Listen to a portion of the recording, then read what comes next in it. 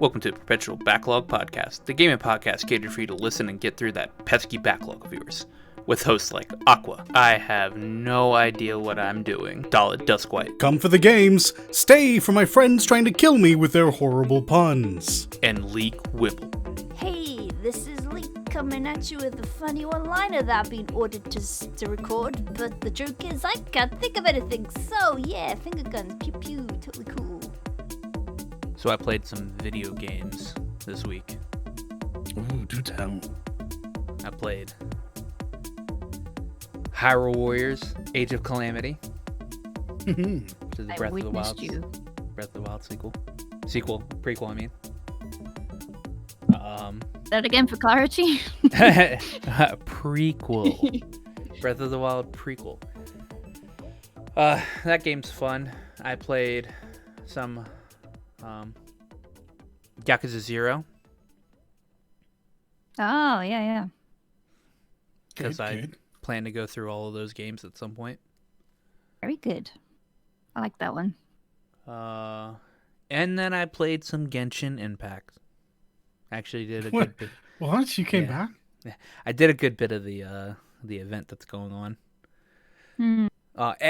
A lot of things up till today. Like I by a good bit of event, I mean I did like a few of the quests, and I got through most of the second part.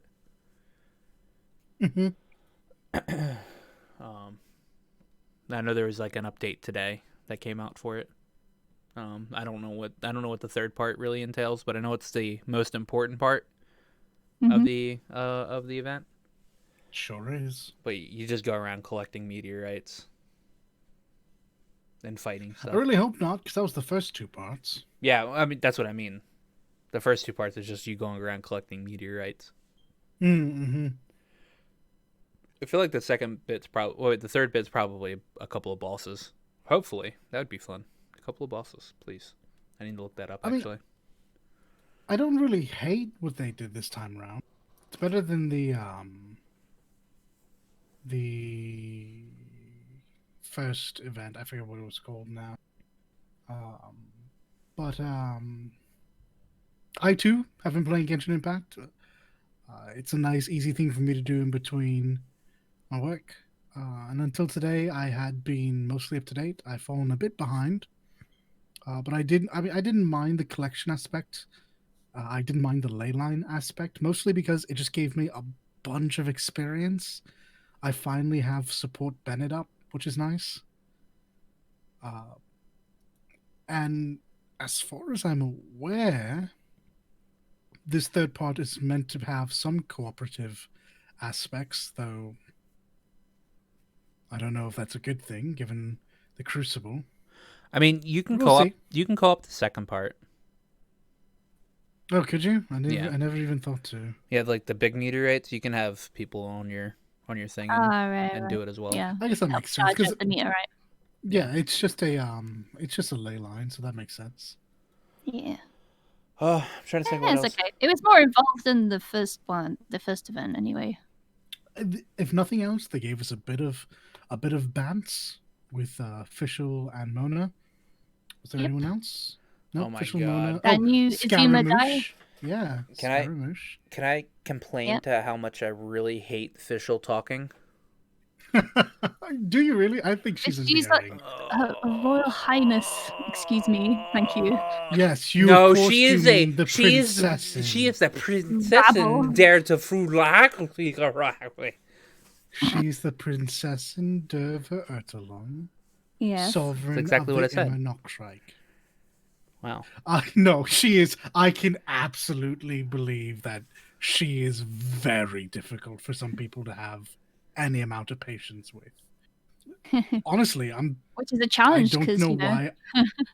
I have no idea why I like her, to be honest. That would typically get on my nerves. I just think she's fucking hilarious. You see, what I do is I skip her dialogue and immediately go to Oz's dialogue because he just translates what she says.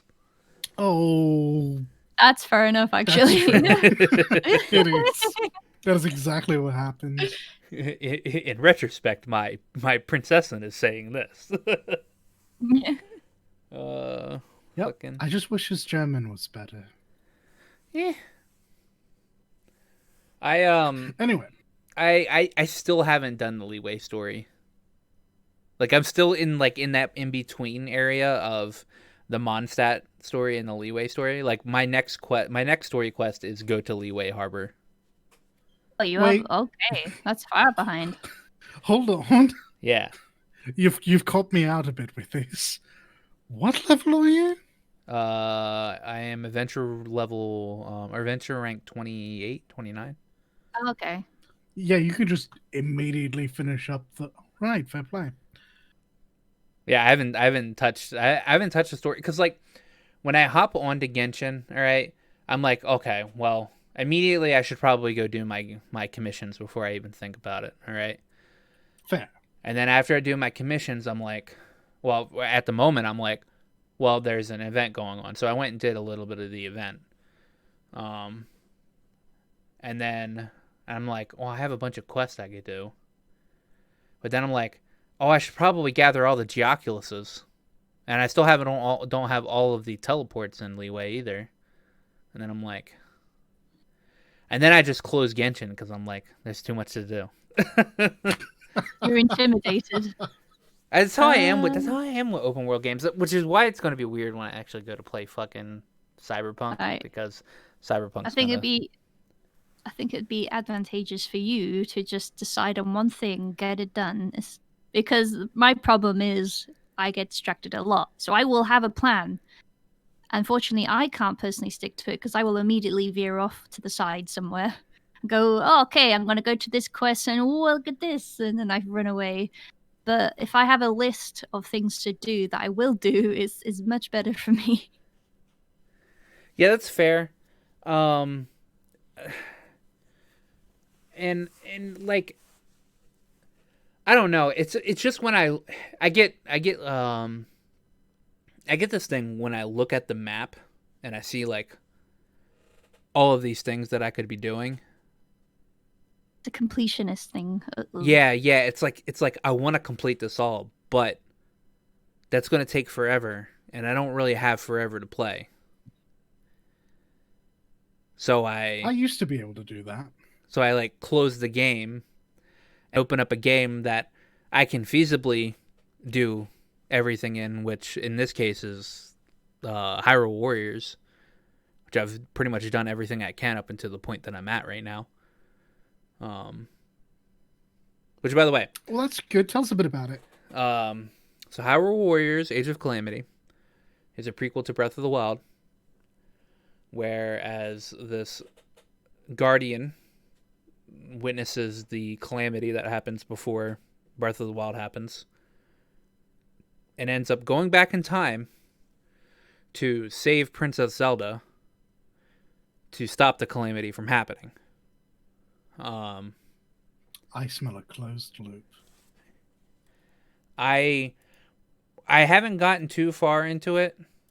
I've collected everybody and done a few quests after that. Right now I'm like I guess getting everybody trained with their divine beasts. So that's like the next couple of quests that we have to do. I don't. So what fully do you mean by a closed loop? So I mean, okay. Yeah, no, you go ahead. Here's my thoughts. So the moment that I heard that Egbert, whatever its name is, went back in time and a piece of ooze followed him, I understood in my head that what was going to happen was it was going to get infected at some point, meet its future past self, complicated because it's the one that went back in time, and complete this loop again. It is the reason why Breath of the Wild comes to exist. Yeah. That's what I'm thinking. I'm thinking that the whole him going back in time is the reason why the calamity actually happens. Yeah. And It is his own grandfather. Yeah, and that it like the timeline for Breath of the Wild doesn't get fucked up because I think this is. I mean, people have played the games. People have beaten the game now, so they obviously know like what actually happens. Yeah, I haven't played and I haven't seen too much of it. I am assuming there is an evil Egbert somewhere. There is a evil or like a calamity induced or whatever guardian walking around. My thought is that they have quite a bit to do with one another, mostly because they've done this before with Lana and Sia, but also Hmm. because this furthers my own assumption, and well, I just really want to be right about this, don't I? Yeah, yeah, you do. Um, but yeah, I'm assuming that it's technically going to be a linear timeline. That happens because the Guardian came back to try to save Princess Zelda. And I mean, I guess kind of technically does, considering Princess Zelda is in Breath of the Wild. She doesn't actually die from the calamity, if I recall correctly. I mean, no, you're Yeah. correct. Obviously, there's some stuff about Breath of the Wild that I know, and I haven't completed Breath of the Wild yet. So, like, spoilers undo. That's weird. You're going to be playing this in like technically chronological order. Yeah. I mean that's how I like doing things half the time. Even with Kingdom Hearts, when I would like want to go and try to like replay Kingdom Hearts, I kind of want to do like Birth by Sleep and that all that first because it just kind of feels right that way.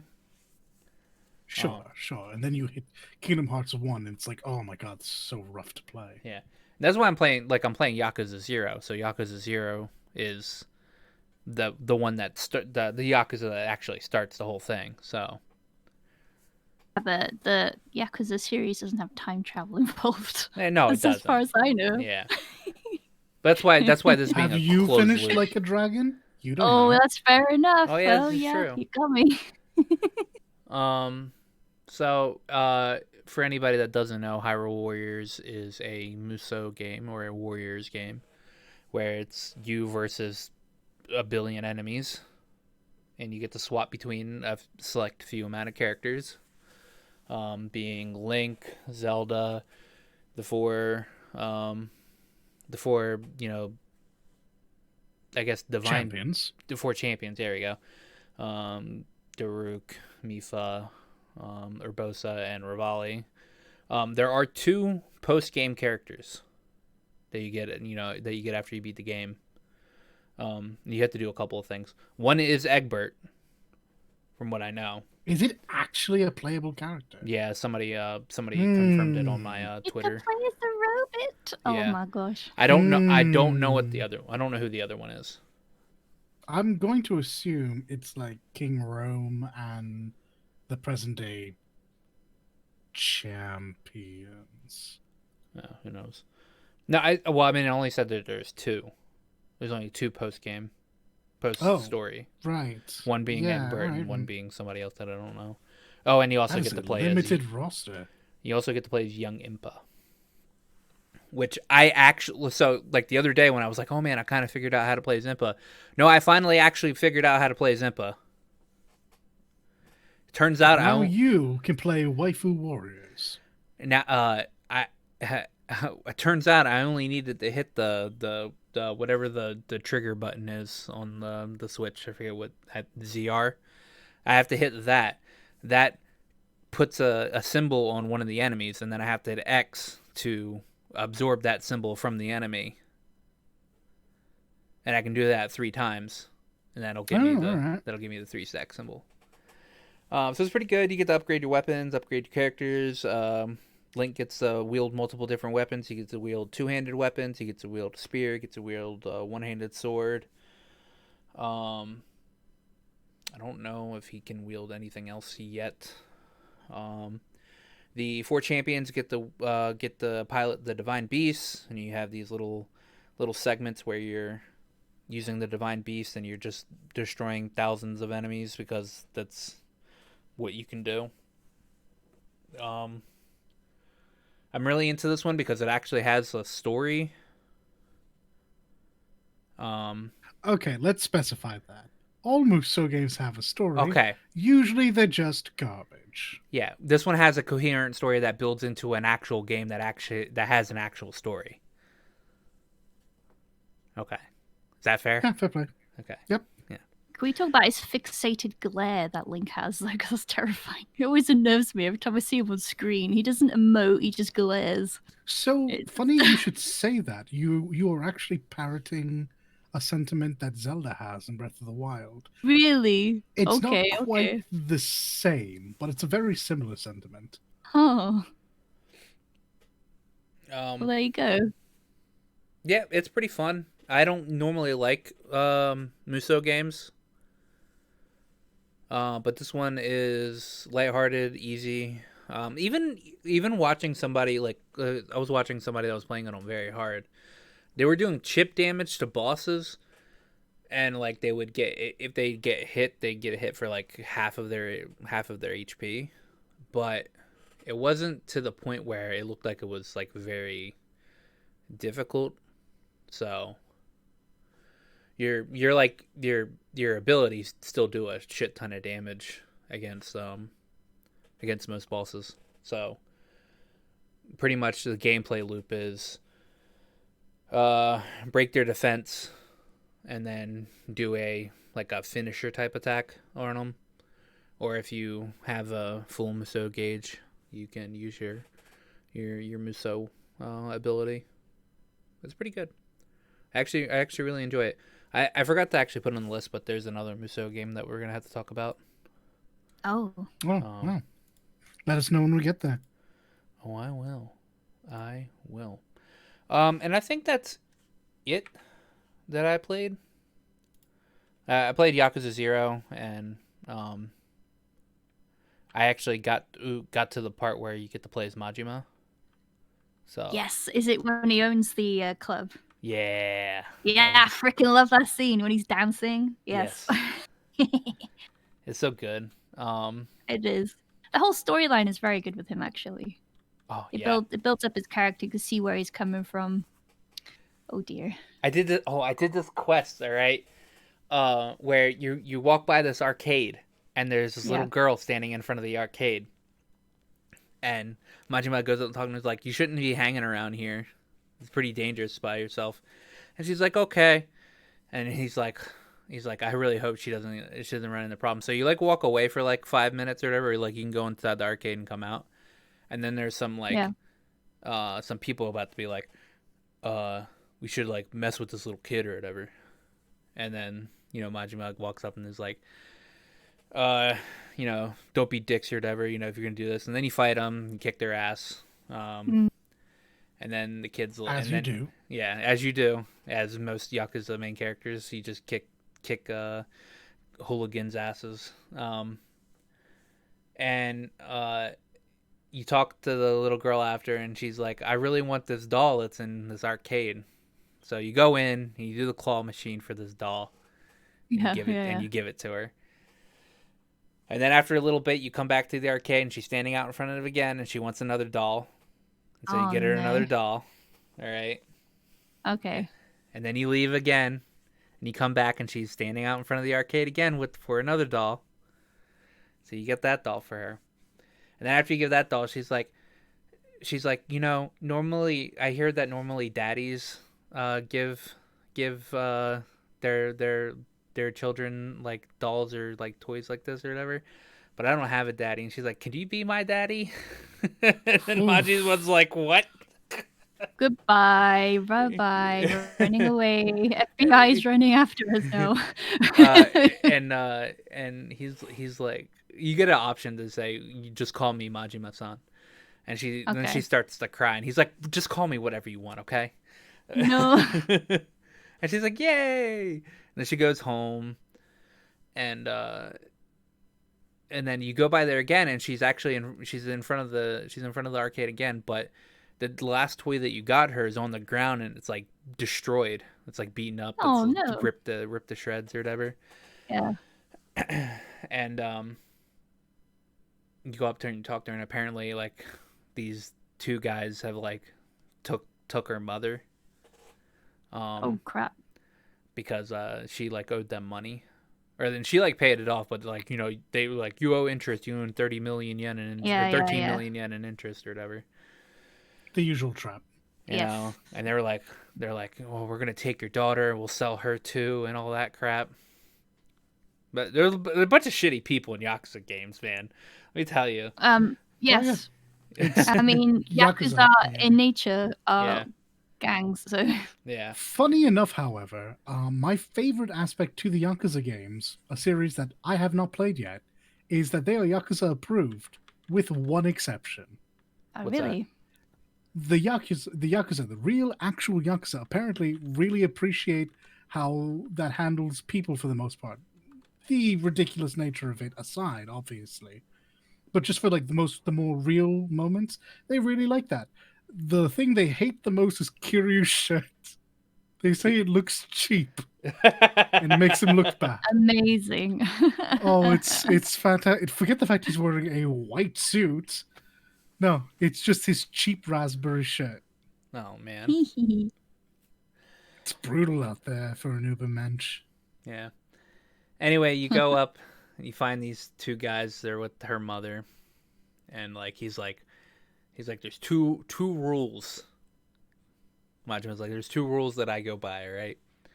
One, you don't tear up dolls that people give to little girls, or like that worked hard to give the little girls, and two, you don't fuck, what was it he said?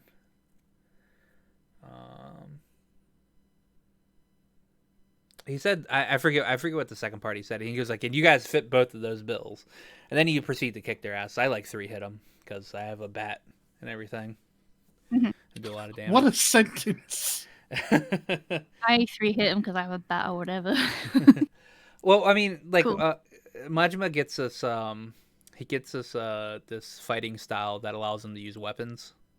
Yeah, I've seen it. It's not like Kiryu where you have to actually like punch near a weapon to pick it up, or like punch near like a bicycle or whatever to pick it up to to smack people with. But yeah, that's pretty fun. Like the game's really good, and it's something easy that I can actually just sit down and like not have to worry about doing everything on the map, because there's not like a bunch of stuff on the map other than mini games, and I can I can not play mini games easily. Sure. So yeah. Somebody You can gets go through to karaoke and go to the gym. that. That is where my head went as well. Yeah, of course. I did see somebody play a mini game where you're in the cabaret. Oh, And yes, you're yes, managing the cabaret. I'm like, I'm probably going to get addicted to that, because you could apparently get a lot of money doing that. Yeah, it's good. It's good. Is that why you're going to be addicted to going to the cabaret? I mean, Hey, you're the boss. You're not allowed to mingle per se. I'm not You going have to to keep mingle. things in order. Yeah, he's the boss of the cabaret. Yeah. Oh, no. Yeah, he has to look It's after just his curious girl. for all. Yeah, that's why I gotta make sure nobody's actually the introduction to Majima. Oh my god, that was so good. His whole character is amazing. I don't think I've seen a single thing about Majima in context, and I do not care. Is he's either obsessed with Kiryu or doing something random. I haven't got to dressing up. I haven't got to the part where he's like obsessed with Kiryu yet, because Yeah. this is the part where he's still. You've running. mentioned the cabaret. I'm going to ask a very awkward question if you know. Yeah. And if you I don't know, I'm not going to clarify. Hmm. Is Uehara Ai one of the girls there? I haven't Mm. talked to her yet, but I think so. Oh, yeah, okay. So that's a real thing. That's interesting.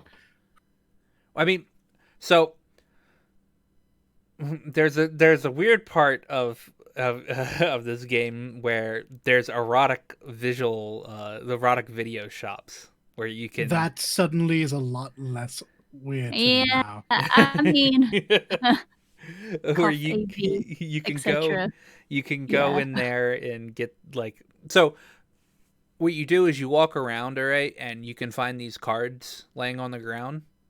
Mhm. And those cards will unlock that, like those cards have like a lady on it, so like obviously like one of like I guess actual Japan's like actual like models or whatever. Yes. And it unlocks a video for the erotic video shop, and you go in there and you like, I want to watch this video. Oh, this Yeah. question I have asked is getting vastly more dangerous. By the way, It doesn't show anything. It doesn't show anything. Obviously, No. Okay. It's just mainly girl in a bikini, pretty much. But there is like a nice like a funny little thing where like after the video ends or whatever, it just pans over to the napkins or like the fucking Kleenex. Yeah, or whatever. it's like it's really like tongue in cheek. Yeah, It's very silly. it's really, I really like Yakuza, so I'm definitely gonna That keep. I'm gonna humor go is through them very all. good. It's very good. See if I get a One day I'll give it a PS5. go. Well, if I get a PS5, right after I beat Yakuza 2. Because Yakuza Kiwami and Kiwami 2 are on Steam. I can just play the rest of the Yakuza games on PS5. This is true. So, but that's all I played this week. What about you people? I've said what I said. Yeah, we were serious. All we've done is Genshin. Yeah. Just don't have time to do otherwise. Lazy. Not this week. I mean, I got lots of work to do, and also D&D. Sorry. Yeah, I wish I knew what D&D was. Perpetual backlog. I wish I knew what D&D was. As a matter of fact. I'm having withdrawals over here. All right, first round of business. Yes. Capcom leaks due to hackers. Yes. We have talked about this a couple of weeks, but there are further developments, as you have told us this morning. So please carry on. Yes. So, along with all of the personal information that got leaked due to the hackers 2 weeks ago, it was also shown that it revealed a bunch of Capcom's properties that they're going to be working on within the next couple of years. Sure did. This list includes Resident Evil Outbreak for the fourth quarter of 2021, Dragon's Dogma 2 for the second quarter of 2022, Street Fighter 6 for the third quarter of 2022, Rockman, Mega Man in North America, Rockman Match, as in quarter 3, 2022, Resident Evil 4 Remake, which everybody knew was happening, quarter 4 of 2022, Monster Hunter 6, second quarter of 2023, Biohazard Apocalypse, which is Resident Evil, quarter 3 of 2023, Super Street Fighter 6, quarter 4 of 2023, Final Fight Remake, second quarter of 2024, Power Stone Remake, third quarter of 2024, Ultra Street Fighter 6, Jesus, quarter 4 of 2024, and then Resident Evil Hank, which is most likely Hunk, quarter 4 of 2024. So I need a moment. I have to talk about it. Okay, go. Street Fighter 4 is slated to release in 2022, 2023, and 2024. This is your friendly reminder that all us fighting game players are smooth brain and have to pay $100 to get a complete experience. That's not okay. I mean, that's not okay. You just wait until 2024 and buy Ultra Street Fighter 6. Yeah, and then I don't play for 2 years. Man, do you really need to play Street Fighter? You have Tekken. It depends. Yeah, it depends on how it launches. Boy, oh boy. I picked up Street Fighter 5 at launch and I regretted that. However, to your credit, there was more to the leaks than just the game. Yep. Well, the lineup of games. And more worrisome was Capcom's reluctance to contact former employees that might well have been affected by the breach in security. Yeah, that's Yeah. According to persons wishing to remain anonymous, rightfully so, it's been a one-way street. People are asking for information, but none is coming back. Moreover, employees of Capcom Vancouver who seem to know that there is a very high potential that their personal information was impacted due to what is online right now, That's have not good. also not been reached out to by the company, and my are gosh. instead relying on one another, and are quoted as saying they are giving tips and guidance for contacting credit bureaus to one another. Holy heck. Meanwhile, unsurprisingly, given Capcom as a business, investors have been kept up to date via Capcom's investor website. Yeah, isn't that lovely? Gotta love investors, man. We got like a past employee phoning, excuse me, I heard about the leaks and I'm just concerned about my personal. Sorry, I can't tell you. It's confidential. Like, okay. Investors are the don't get me wrong. true It's true. customers. Absolutely. Like, and I understand. I do get that this is a very rare occurrence that has happened, and the scale is perhaps unprecedented. And I'm sure that the company is behind the scenes in an absolute panic to get everything under control. But it's not a great look from the outside. Yeah, I mean, I understand the reasoning for not paying the ransom because it's, you Too right. shouldn't do it, but they should have also have planned for potential leaks coming out. Like, security measures, just going with the flow and going, yeah, we did this, trying to own the leaks almost like some companies have done in the past, like releasing information before the leakers. I don't know. Honestly, for me, I just wish there was an olive branch being held out to the former employees. I agree with that. Honestly, I genuinely don't think that having future, especially what was released, having that pipeline of information released, it's not a big deal. There's 4 Resident Evils? Ooh. Yeah. Monster Hunter? Of course there was. Street Fighter 4 times? Yeah, no, we know. But these poor people who could potentially have their lives impacted through DDoSing, through the sale of their personal information, through having their credits lines compromised. That's the good kind of press that you need. You need to be saying, no, we're on top of this. Yeah, I said security measures. Yep. Yeah, absolutely. I just absolutely agree with you, and it's just so bizarre to hear that their first thoughts were of the investors. Yeah. The true customers, man. It's scummy.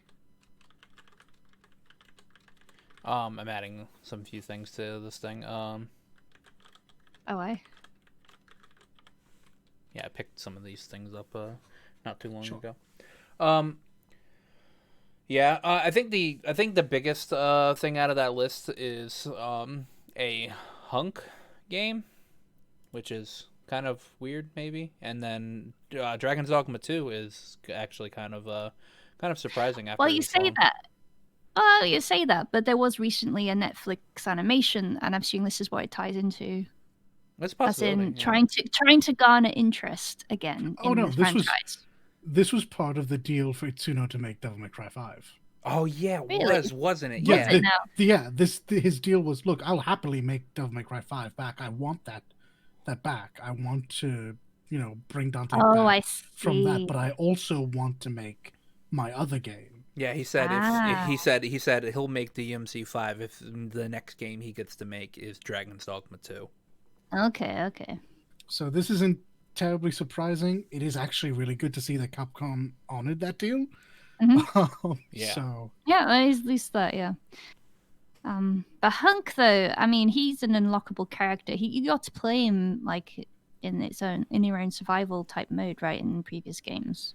Yeah, I remember putting a bunch of time in. I think it was for some mercenary mode, where I used Hunk a lot. That just means we're gonna get more. Which just means we're gonna get more Ada story. Ada. Ada.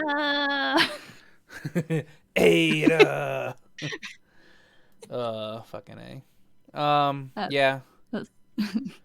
That sucks though. Capcom, I feel like it's because Capcom doesn't want to like publicly address the whole hacking situation. Oh, absolutely. No, I'm sure you're very correct about that. Like I said, I'm sure behind the scenes they are panicked and running around and potentially doing their best, Yeah. but because they don't say anything to us, not even just PR purposes, Yeah. Their attempts to appear calm are coming off as cold, essentially. just so. Yeah. But next, we have the game of the year Game Awards nominees have been announced, and I don't think there's a single Capcom game in here, so that's not a very good segue. Capcom, get on your shit and release more games. Can't win please. them all. So we'll go through some of the main important ones. Game of the year. The nominees are Doom Eternal, Final Fantasy VII Remake, Ghost of Tsushima, Hades, Animal Crossing, and Last of Us Part 2. A lot of people are speculating Last of Us Part 2 is probably going to win that one. I probably agree it's probably going to win that one. I don't agree that it should win that one. No. Can we for a moment step back and actually see how stacked 2020 was? It didn't feel like it was very good, stacked, but- yes. Mhm. Yeah. Goodness. Also, to your point, yeah, no, I don't want. Please, just give it to Ghost of Tsushima, please. Yeah. Or hear me out, Animal Crossing, because 2020 was pretty damn stressful, and at least in a wide circle of what I've seen on the line, that saved some people's mental health quite a lot. Oh yeah, It's pretty chill. Yeah, genuinely, I think that is For that is not alone. a one. That's not a random one-off on this list. That deserves to be there. That definitely deserves to be there. But no, seriously though, Ghost of Tsushima, for what I've seen, has been astonishing. Oh yes. Best game direction, pretty much the same lineup except for remove Doom Eternal and remove Animal Crossing and add in Half-Life Alyx. I voted for Hades for best game direction. Okay. Tell us why. Ghost of Tsushima game. Go on. I'm gonna be like the audience listening to your reasons. I'll sit here. I just think the whole mythos behind Hades is really good, and it's one of the most popular roguelikes out there. I mean, it's actually, I would dare to say it's probably the most popular roguelike out there at the moment. And that's hard to say for roguelikes because not a lot of people actually like playing roguelikes. So to already have two nominations. Actually, they have more than two because like they're in best narrative, best art direction. Yeah, they'll be there a few times. They're in best score and music. So it's pretty good. I like it. So this is a rival, Ghost of Tsushima. So give me your reason why you think this is a good nominee. So best game direction comes out for outstanding creative vision and innovation in game direction and design. Whilst perhaps not the most innovative, very clearly Ghost of Tsushima had a creative vision that it followed the whole way through. Whether it be the samurai to ninja story, or just the rock solid ideas, the fundamental gameplay ideas that carried on and were just built upon literally the entire game through and then into its DLC. Yeah. I think it was just super rock solid. Though I have to admit, taking the idea of creative vision and innovation into account, there's a very strong case to be made for Half-Life Alyx. Oh yeah, this is true.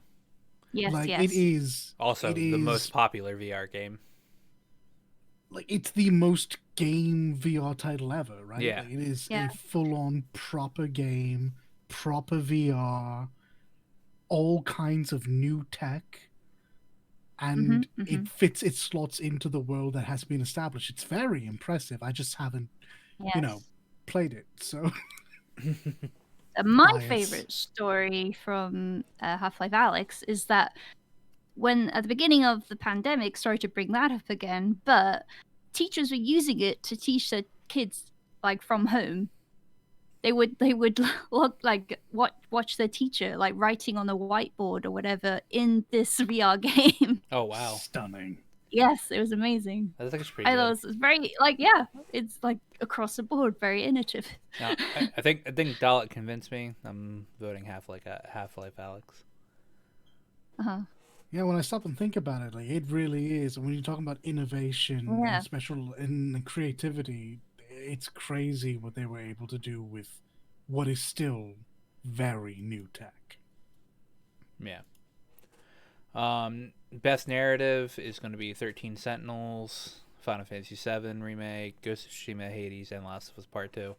There's no There's a way. real pattern here. There's no way that Last of Us Part 2 doesn't win this one. Yeah, I have a feeling you're right. Um, I'm curious about Final Fantasy VII. I mean, I mentioned it earlier when I was just chatting with you too. But yeah, 7 Remake is right now at its current stage relying on nostalgia. yeah. Because we haven't gotten into the meat of the story yet, and it's already shown us that the narrative will go in a different direction, but currently it's just Easter eggs galore in the first iteration, or the first chapter, shall I say. So for this to get nominated so far, I'm like, maybe the next one is better suited for this type of nomination. I mean, did enjoy it, of course, but yeah, and I think the storytelling's excellent. I just, like you say, it's incomplete and it's relying on a story that we, by and large, know. And there are some twists and turns, definitely, but I think there are stronger candidates. Yeah. Definitely I stronger agree. candidates. Yeah, most definitely. Sadly, I don't know much about 13 Sentinels because I can't comment on it. I hear it's Never really even heard good. about it. I hear it's Yeah? actually really good. It's like a All right. visual novel-esque type game. All right. But from the sources that have played that game, it's actually really good. Okay. Like I say, Last of Us Part 2 is probably going to win this one just because of like it's hailed as the best story, some of the best storytelling of all time. Which Very emotional and very dramatic. I don't agree with it, but Yeah. I voted for Hades. Yeah, it's fine. I understand. Yeah. Best art direction. 7 Ghosts, Hades, Ori and the Will of the Wisp, and Last of Us Part 2. And this is easy. This is my vote for Hades. It's not even close. Yeah, no, yeah, I voted like for Hades Ori 100%. and Hades, I think, should be the ones because both of them are very pretty. I mean, the 3 big games that everyone knows here are all just using the same ideas. They're just refining, like, there's photorealism, yeah. Yeah. I mean, once whereas again, Final Hades and Fantasy. Ori, Yeah, like once again, Final Fantasy, I'm not dunking on it. I loved it. I enjoyed my experience. But yes, you have a 3D model you can zoom in and look at their paws. So what? Okay. So that's what we're getting to this next topic, all right? I actually voted for 7 in this next topic. Best score in music. All right. Music. Yes. This is different matter. I'm not too impressed with Hades music. It's one of the nominations. You don't actually hear a lot of Hades music while playing the game. Doom Eternal, I'm wanting to play Doom Eternal, but they haven't put it on Xbox Games Pass PC. So I have watched people play it, and the music is pretty rocking. But you know, it's in hell. It's Mick Gordon. Mick Gordon is going to shred both demons and the axe. So, but I do agree with you, Aqua. My vote is also to Final Fantasy. I do enjoy Supergiant's music a lot. It's hard to not go to Nobuo and company. Yeah. Just refining this glorious thing that we know that was good 12 years ago and still good now. No, was it 12? More than that. Yeah. Half of Last of Us Part 2's music is literally copyrighted music. That's how that was been that has been made for years and years and years already. So I don't even want to get in that, and I haven't heard of any Ori music. So audio design, I actually gave it to Ghost of Tsushima for this one. I thought the audio design in that game was really good, but the other ones are Half-Life Alyx, Doom Eternal, Resident Evil 3. So I lied. There is a Capcom game in here. I didn't even really. Hey, there we go. Didn't really notice See, that. this is difficult for me because each game is a different genre, and audio design for those genres differentiate depending what the mood is and what the game like wants you to do or listen out for, etc. So, like horror games, for example, they want to put the fear of God in you, and audio design is very important because your hearing sense is very acutely wanting you to stay safe. Like, and then yeah, thanks a lot. Fuck you. Like, yeah, but Resident Evil, like the Resident Evil 3 remakes thing, isn't like it's not even that scary anymore. Like I could put in Resident Evil 3, the original, and probably get more afraid of playing that game than I would of playing the remake. Yeah, I know, but you know what I'm saying, right? Yeah, So it's hard to to pick. I picked Ghosts. I feel like this is something you go with your gut with. And, yeah. Like my gut, you'd think my gut would say Ghost of Tsushima, but I really respect what they did with Doom. Yeah, like, I think it's punchy and loud and it's so squelchy and visceral, and hate-filled and visceral, exactly, and it is exactly what it was going for. And I don't think Ghosts misses on like anything it does. It's just like gut instinct says, yeah, no, Doom nailed what it was, though. Yeah. Next is best performance. That's Ashley Johnson as Ellie, Laura Bailey as Abby, Daisuke Tsuji as Jin, Logan Cunningham as Hades, and Najee Jeter as Miles Morales for Spider-Man Miles Morales. So this is also, does this just depending on voice performance, or is this also physical performance? Because Last of Us 2 had physical actors for all of their... it. It is all yeah. of it. Yeah. All of it. All right. It says motion and or performance capture. Okay. My only issue with this is that I stayed away from Last of Us 2. So I don't like I expect that both Ashley and Laura absolutely killed it, both in mocap and then on the mic. But I didn't want anything to do with that game. Yeah. So I have no basis, like past knowing what they can do as people, I have no basis of what these performances were like. Yeah, I mean, it's probably going to go to Laura Bailey if I had to. Cuz like while I didn't enjoy like either of those characters in Last of Us, honestly Abby was more interesting than Ellie was. So see, this is exactly why I didn't want a sequel. I hate hearing that so much. Yeah. Oh, after playing the first full game with Ellie. My vote is actually for Miles. It's for Najee, because I like Daisuke Tsuji did fine, but Jin is not there to be an interesting character. He's there to be samurai. And unfortunately, even in the game, that kind of does mean boring. They even make fun of themselves. So yeah. My gut instinct is also to say that I think who I think will win this will either be Ashley or Laura, and I think Laura is probably a fairly safe bet. But just going off of what I've seen, what I've put myself through to watch, Miles is the one who takes it from the first game and then from his own. Yeah. Next is Games for Impact. I played none of these games. Never seen any of these games played. But these are games that have a that it's a thought-provoking game with a pro-social meaning or message. The nominees are If Found, Kentucky Route Zero TV Edition, Spiritfarer, Tell Me Why, and Through the Darkest of Times. I've heard of Spiritfarer and Tell Me Why, but I've never seen any of them played. Yeah, I haven't had time to even look at like these sort of titles, sadly. Same. I am passingly familiar with Spiritfarer because Ali and Matthew play it, but Yes. past that, I don't know enough. Next is And they, of course, didn't get enough coverage. Yeah. These best ongoing. Nobody cares about those games.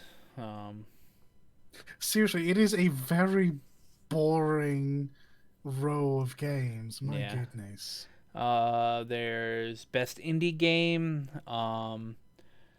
There's Carry On, Fall Guys, Hades, Spelunky 2, and Spiritfarer. See, I'm confused on the criteria for the Games Awards now. So, what year are these supposed to be from? Because this year. Well, No Man's Sky is not from this year. Oh no. So ongoing is from any point in time. All right, okay. Because it's ongoing. Yeah.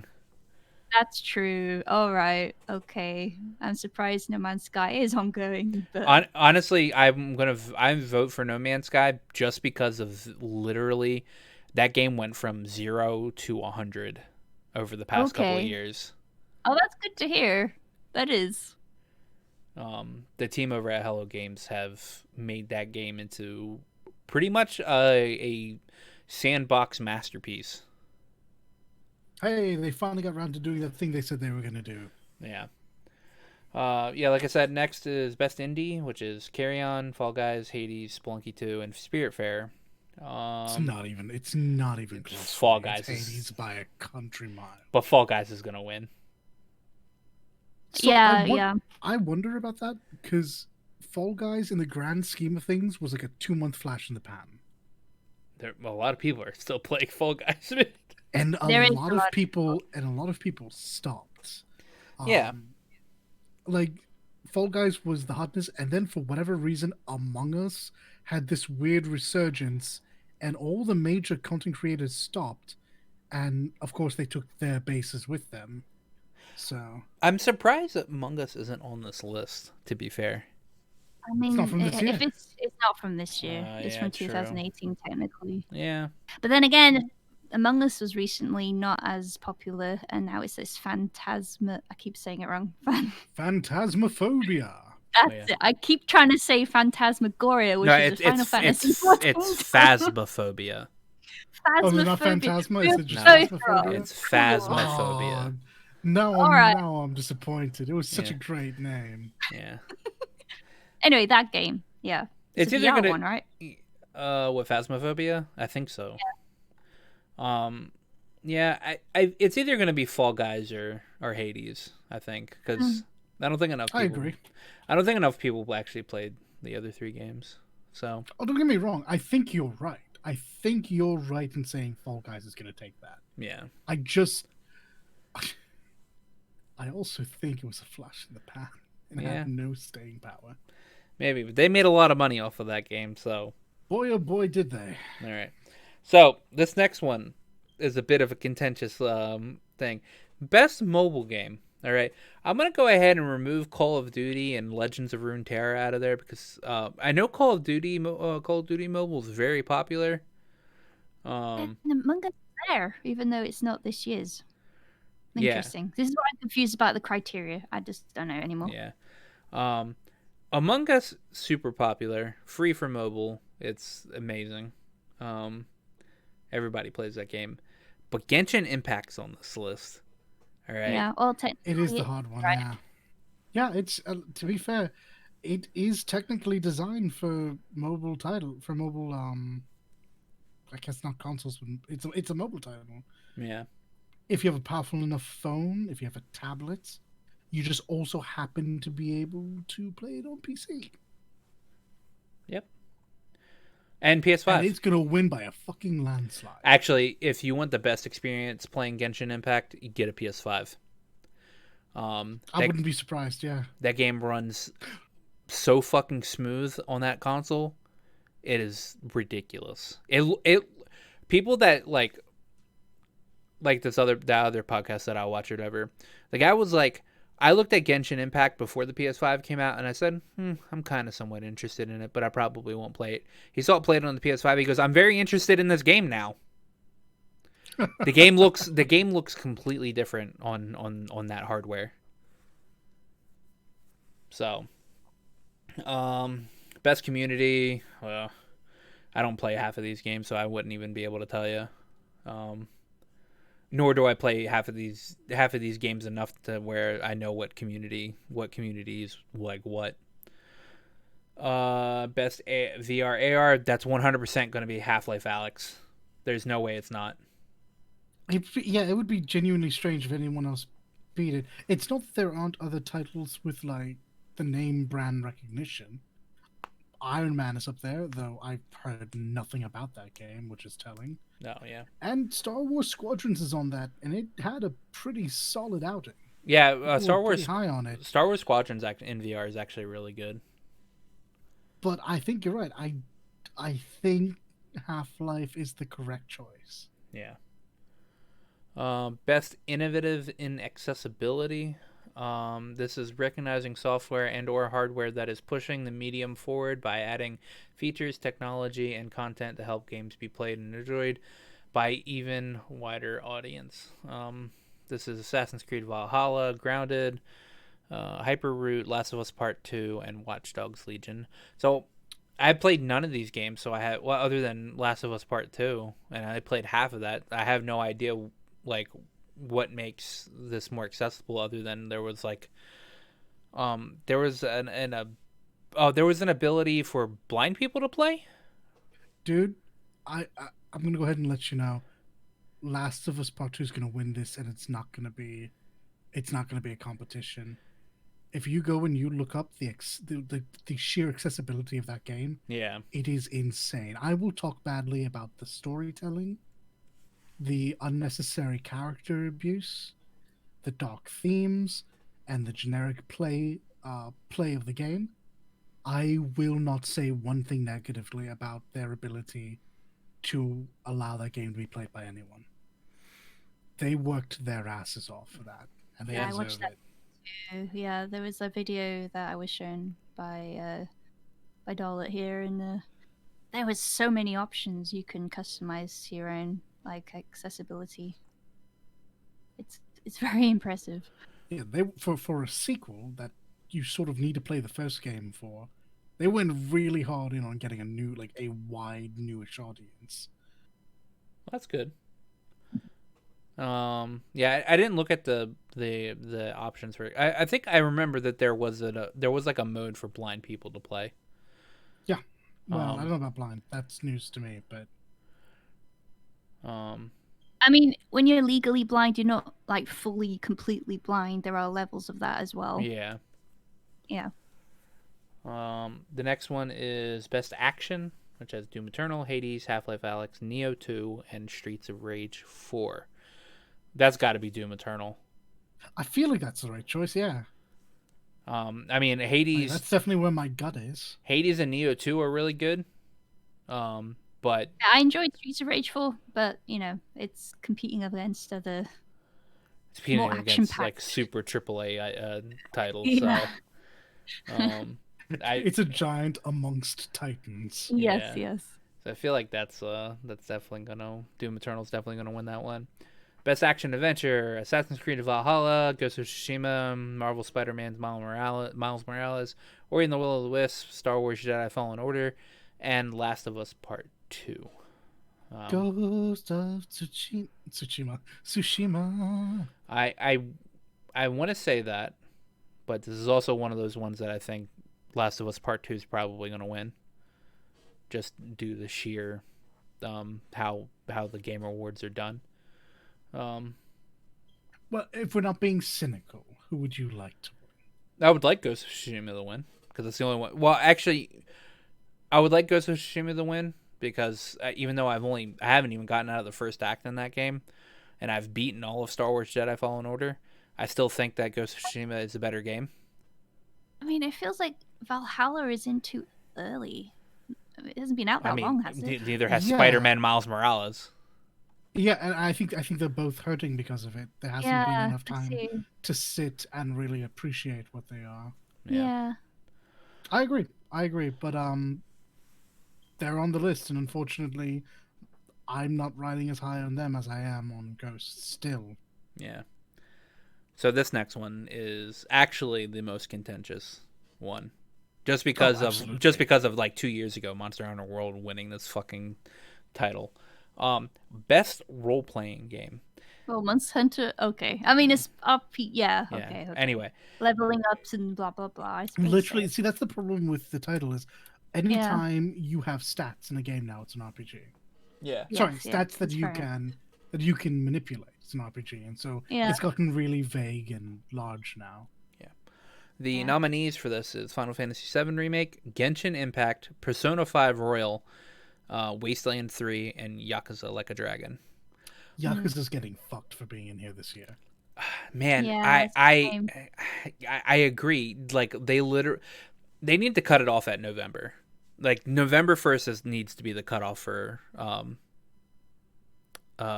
games for the awards, because that is just way too soon. Because Yakuza Like a Dragon, like if this came out, like if Yakuza Like a Dragon was like out for like three months already, it would probably win. It wouldn't take my vote, but yeah, no, I wouldn't be surprised if it won. I wouldn't like that would seem justifiable to me. Absolutely. Oh, actually, but you see the thing, Yakuza 7's been out for almost a year, actually already in Japan. I suppose. And a lot of people in America have actually played Yakuza 7 before it came out over here. I suppose. There's a chance. It's a really good RPG. Yeah, I'm curious about Persona 5 Royale. How different is it to Persona 5? Oh, very different. It's different. Really? Yeah. It's like brand new game different. Wow, okay. It's a proper enhanced version and then some. Yeah. All right, that's good to know. Still, I'm I'm a boomer and I'm gonna go with Final Fantasy VII because, of course, I am. I'm gonna go with Persona 5. Because while I liked Final Fantasy VII, I don't think it was more enjoyable than Persona 5. That's fair. In any other world, Genshin Impact would win this. In a world where Genshin Impact's not a mobile game, it would win. Say it properly. In a world where Genshin Impact wasn't a mobile game and didn't have gacha elements in it, it would win this entire fucking thing. Wait, hold on. I'm suddenly very offended now that I've thought about something. Okay. If we're including Persona 5 Royale, how the hell is that not under best score and music? Oh. Yeah. Goodness. Didn't it? Gracious. Wait. Whoa. It already won last year's. That's why. Or it already won the year it came out. I'm going to be honest with you. I don't think anything this year beats it still. Yeah, I mean, true. Like, 7's good. And I like it better as a game because Persona's rough on me sometimes. But that music, though? Yeah, I mean, I agree, but I think it's because Persona 5 actually won the year's best score in music when it came out. Damn right it did. So, next is best fighting game.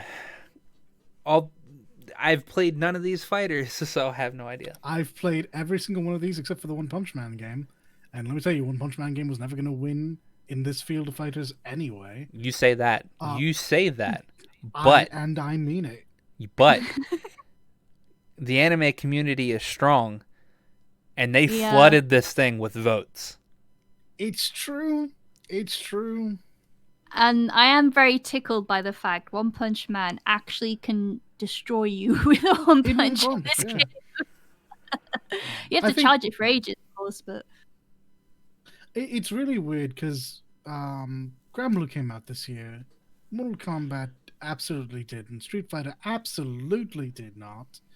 I don't even think One Punch Man technically came out this year. I think this is also an update to last year's game. And Under Night is new. So there's only really 2 actual fighting games of this year, but alright, Mortal Kombat's still going to win, and I'm still going to be salty. Well, actually, I'm voting for Grand Blue. Honestly, I think that one has the highest chance of winning.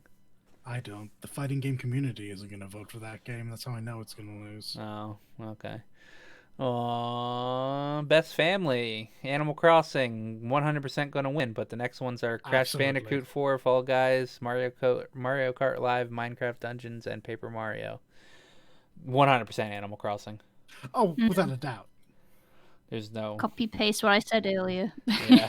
I'm sorry, Essentially. Crash. I love you. I do. I missed you, and I'm happy to have you back. You're not beating Animal Crossing. Best Oh. sim strategy. Nobody here plays strategy games, but I think out of the ones here, it probably would be XCOM. I heard Gears was really good, but you're right. I don't play sim titles. Well, I mean, Gears Tactics is literally just XCOM. That's fair. literally what it is.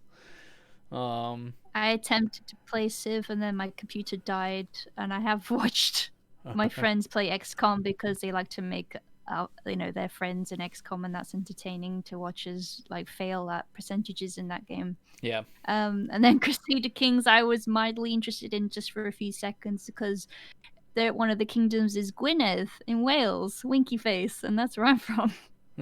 So that's about all I can tell you. You're welcome. Oh no, sorry. Microsoft Flight Simulator. There was the Voids of Doom, like the forever like black hole you can fly into accidentally, or the weird spike things that happened one time. Yeah.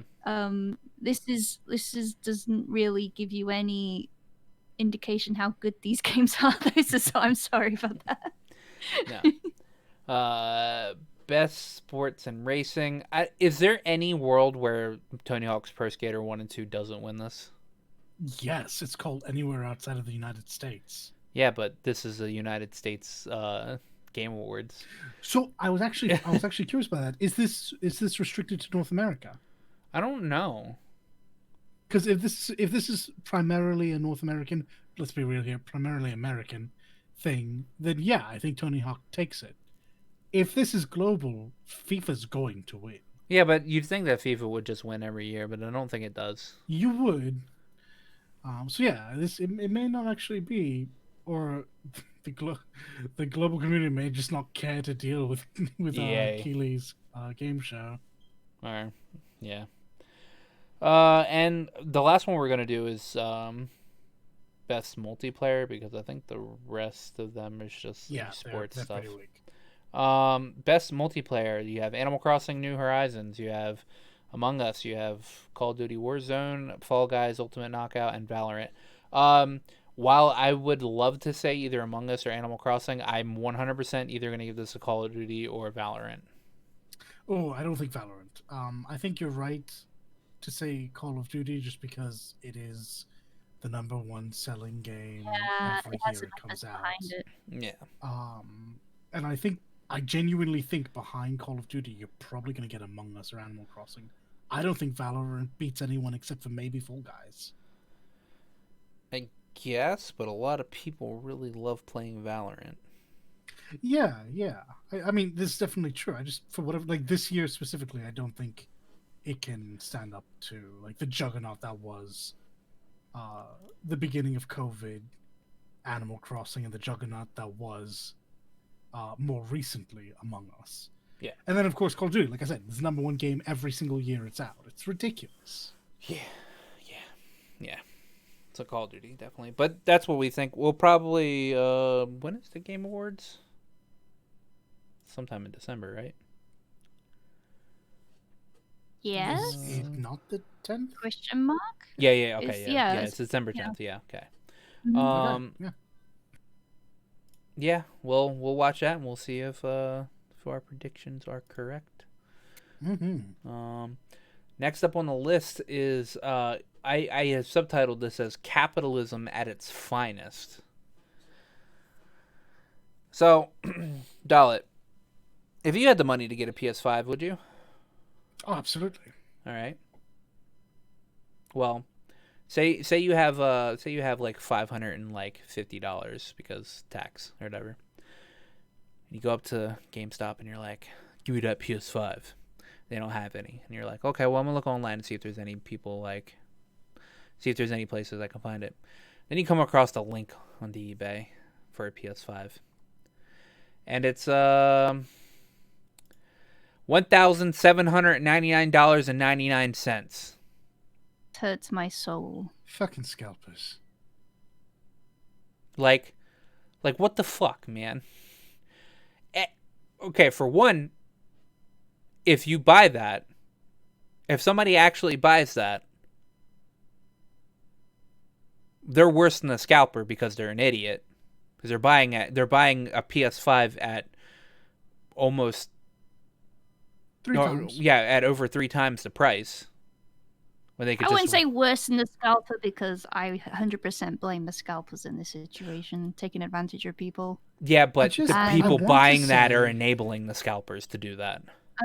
Yeah, well. I want to say no one's that stupid, but every time I say something like that, the world finds a way to prove me wrong.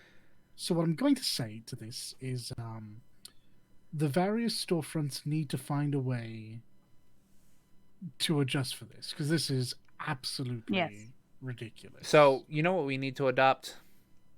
Go on then. So you know how people got PS5s in Japan? No, I do not. They raffled it. Me. Ah, yes, good old lottery system. Yep, they do this for tickets and stuff too. I swear to God, they need to do this. Yeah, anything high demand, lottery. Like it's the best way to go about this. And then like you put your name in for that lottery or whatever, and you don't get it the first round, it's put into the second round. It's put into the next round. All right. Mm. That's literally what they need to do. I feel like this is in some way heavily flawed, but it can't be any worse than what we have. So. Well, I mean, it's not guaranteed to get. I mean, like, yeah, you're not guaranteed to get it. You're not guaranteed to get it. Yeah, that's the biggest flaw is you're not guaranteed to get it. All right. Yeah. It's better than people buying fucking warehouses full of PS5s and then reselling them at almost $2,000. Exactly, that's what I was saying. Like, I'm sure that is probably not ideal, but it's still better than what we have. So it's really rough to actually say no to that. It's ridiculous. I mean, it's not just the PS5. The Series X is getting obviously scalped as well, but nowhere near as much because everybody wants a PS5 and not a fucking Xbox. Yeah, I was gonna say it's not because they're unable to; it's because they don't want it as much. And then right under the thing that I like screen capped earlier, you see another one for 820. That's at 20 bids and still has 2.5 days left. So silly. All right, so it's a bit ridiculous, and this is a bit like harsh for me to say, but scalpers should probably be put up against the wall. Yeah, it's not even just like people in person or themselves directly getting pre-orders, it's their bots as well. Yeah, exactly. They need to sort out their security for online pre-orders because of that reason. There needs to be an identification process. Yeah. And the way you could kind of, I guess, maybe bot a lottery, but like it's a lot harder to do it that way because even if you're doing multiple accounts for this lottery or whatever, you'd have to get somebody to be able to identify themselves if they win a said part of that lottery. So I guess if you were cohorting with a couple of people, you all could lottery and like maybe you all get lucky and get like, you know, they say you do it with 5 people, so you all get 5 PS5s that you can just turn around and scalp. But it's a lot less. The variable is a lot less. Yeah. It's ridiculous. I did see like an article the other day talking about people that got like that had like not like a warehouse, but like maybe like one of those storage places that had a bunch of PS5s in there. They all got robbed. So. Oh really? Yeah, because so scalpers getting robbed. So. Well, there's some justice in the world. And it's kind of. Yeah. And that, is it though? Because those guys are just going to turn around and sell it for obscene amounts of money. Oh, that's true. Well. I mean, it's true. Are they though? Scalpers also. So I mean, they could also be scalpers, I suppose. they could also be scalpers, but they could also just turn it around and sell it for the same price as the actual PS5. But is that likely? No, it's not very well. I mean, to be fair, it's all profit. Are they Robin Hoods? So that is the one thing I will give you is no matter what, that is profit. It's all profit. So even if they sell it at the same price as a PS5, they didn't pay anything for it. Yeah. So I would honestly, I would much rather buy like a not an egregiously higher priced PS5, but maybe like $100 to $150 more, if I'd known that it was stolen from a scalper.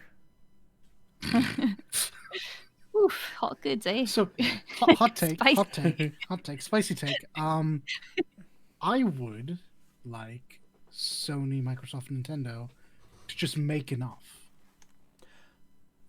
Like, I mean, you have the big sickie going on, so they couldn't. I understand that, but this is not the first time. This happens every time. Like Nintendo's the worst for this, but this happens to all of them every time. It runs out and they're like, "Oh, we just didn't expect there to be such a rush." Yes, you did. That's how business works. What? No, see, silly thing to say. So they came out and stated that way before this that they said that production for the PS5 is going to be limited. They stated this forever ago. And I understand it. Like I said, I do understand that this particular drop is unique. Nintendo does it on purpose. Nintendo fabricates all of its shortages. But I mean, this happens for the pros. This happened for the PS4 and the Xbox. Shit, let me get this right. One X. Yeah. No. You got it wrong. Or wait, are you talking about current gen or last gen? Previous gen. Okay. See, we have to think about this. God damn it, Xbox. This happens all the time. It's all a matter of what Nintendo does. Nintendo just is the most egregious about it because they'll put out like 50 instead of like 1 million. It's all to manipulate demand, of course. Of course. Yeah. They're just playing essentially the system. Yeah, Nintendo's the worst. Definitely the worst out of all. I mean, you can so fucking bad about you see it with the Super Mario like triple edition that they came out with. You're not going to be able to buy that after March. So I'm genuinely not even too mad about that because it's all just poorly emulated titles. Yeah, true. It's always their actual consoles that blow my mind. All their retro consoles, hell, even the Switch. They do it all the time. It's the point of that you can set your clock by it. Yeah. Next in the capitalism at its finest is apparently Tim Sweeney came out with some remarks not too long ago, and by not too long ago I mean like sometime this week. Still reiterating that what Apple is doing to their market, at, like demanding 30% of every like sale that's done through the Apple Store, is trampling on their rights as if it was the civil rights movement back in 1980. I won't lie, they had me in the first half.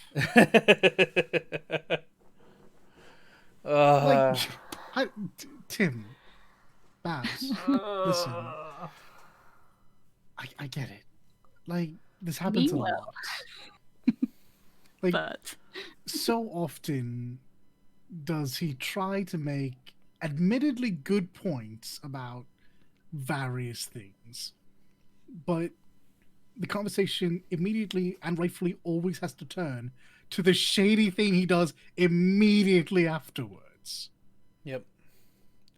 It's an affront to like everybody to state that this is anywhere near equal to human rights. Now, let's try to be level-headed here. This was not meant to be malicious. He obviously doesn't actually think this. Tim just doesn't think more than 4 words ahead of what he's saying. So he says stupid shit like this to be hyperbolic. And then everyone has to call him out on it. And everyone did. And everyone did. Literally, everyone's like, look, yes, about the apple, but what the fuck was that second bit? Like, not gonna Yeah, lie. he even doubled down on Twitter. Like, Stunning. Yeah, he did. yeah, he doubled down on Twitter. It was his tweet. It's a good article, says Tim Sweeney. Hey, critics, please read what I said and tell me if it's actually wrong. When the rules were wrongful, it was right to disobey them. That's a comparison to the civil rights movement. And then another from Sweeney. The comparison wasn't to the wrongs being fought. There is no comparison. But to the means of fighting them. The question that was directly asked was why Epic broke Apple's rules. The answer is the principle that it's right to disobey rules that are wrongful. No. Hey. Then say that from now on, eh? Yeah. Well, let me. That was really well worded. Amazing. Yeah, that last bit, yes. Let me tell you why Epic disobeyed Apple's rules. Hey, we could be making 30% more money. Maybe. If we somehow win this. No, they're looking to make 23% more money. Yeah. But your point stands. No, they're just wanting more money. Like in no part of the world can Tim Sweeney talk about fighting for civil rights. He's a fucking CEO of a multi-billion-dollar company. Look, here's the thing, none of his rights are being trampled on. Here's the thing, though. With the exception of when he says stupid shit like that, I'm willing to get on the bus and ride with him. I agree. When he says shit like that, however, I'll take a different bus. Yeah. Like I'll ride with you in so long as we're going the same way, Tim. The moment you screw up, I'm gonna leave you out to dry. Like, we don't have to get to the same destination, but so long as we're on the same routes. Yeah, I will not be seen anywhere near the bus that Tim Sweeney's sitting on. Oh boy. It would have been fine if he just thought about it and apologized. It's like as if the bus driver... I have no idea why. I'd pay the bus driver to get off the bus. Oh no, it's as if for some reason the bus driver's given Tim the horn, and it's just like he's just banging the horn. The bus driver's okay. You don't need to bump the horn. We're out of traffic now. No, Tim, stop. Honk, civil rights, Apple. I just think. I thank you. The cops are out the way now, Tim. All right, Tim, stop, Tim. I think it's time for a break from the internet for a bit, Tim. Oh. I think it is. You know what else needs a break from the internet? But it's not gonna get it. Marvel's Avengers needs a break from the internet. Holy shit. So, what happened this time? Marvel's Avengers hit an all-time low over the weekend. Which is just 98% of their PC or Steam, I guess same thing, player base is gone. The ongoing shit show that is Marvel's Avenger, the quest for more money, continues on its downward spiral into irrelevancy. You didn't That's laugh. amazing. You didn't laugh. Okay, sorry. Okay. It's stunning. It really is. It genuinely is amazing that it's been this consistent in its failing and insists that it will continue on. And you know what? Honestly, there's a chance. I hope, I have no faith, but I hope that Kate Bishop and whatever fixes come with her little drop can breathe some life into this beached whale of a game. Yeah, she comes out, December what now? Yeah, she comes out on like December 8th, and she'll have like story, gear, cosmetics, and the super adaptoid boss. Yeah, that's a real character from the comics, and yes, it is as lame as it sounds. Don't even say super adaptoid, because I'm immediately.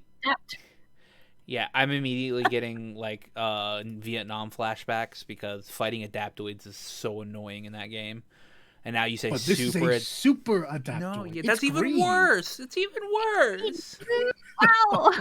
It's to be fair to them, it's a real character, but it doesn't make it any less lame. So, anybody still playing Marvel's Avengers, which is funny because there's 2% of people on PC On that's still PC. playing. On PC. Well, I mean, 96% of them were like all gone. Period. Oh well. Like last week, last week. So. But hey! Think about this. On December 8th, Kate drops, and there is some good news to come from this. Kate's voiced by Ashley Birch, and Ashley Birch is great. Yeah, I'm not surprised. That's honestly. it. That's all I've got for you. Yeah. Does But anybody let's get... be real here. The cast was never holding this back. This Oh, game God, is just no. riddled with bugs. Yeah. So anybody get to join Kate on December 8th? Have fun. I might turn on my game again and play like a round, but that's gonna be about it. The Kate drop needs to fix a lot of things because the next drop after that is Hawkeye, and that is at an undisclosed time in early 2021. This game will not last long enough to see it. Nope. All right. So now we go to our Cyberpunk corner. Oh yeah. Where we have a few of some Cyberpunk news. One, stay off the internet because Cyberpunk has leaked. People have it. Oh my goodness. People have it in their hands, and people have been Physical leaks. Oh. uploading videos and streaming it. Look away. It's true. Look away.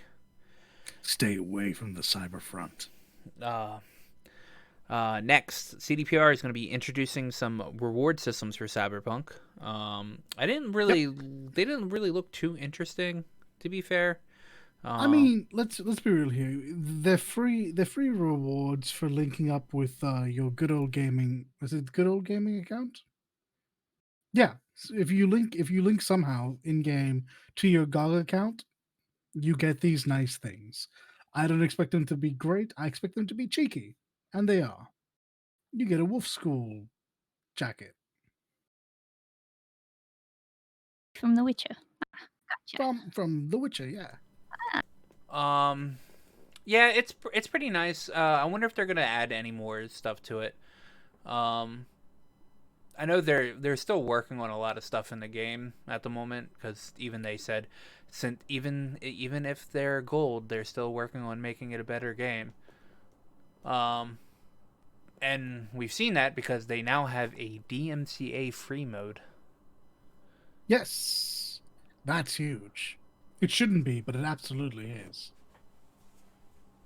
Yeah, This was covered first in the Night City Wire episode 5. It went to show off what you can expect from the soundtrack, and Holly, the presenter, was good enough to mention that there would be a way to turn off any potential content claimable tracks. Yep. So.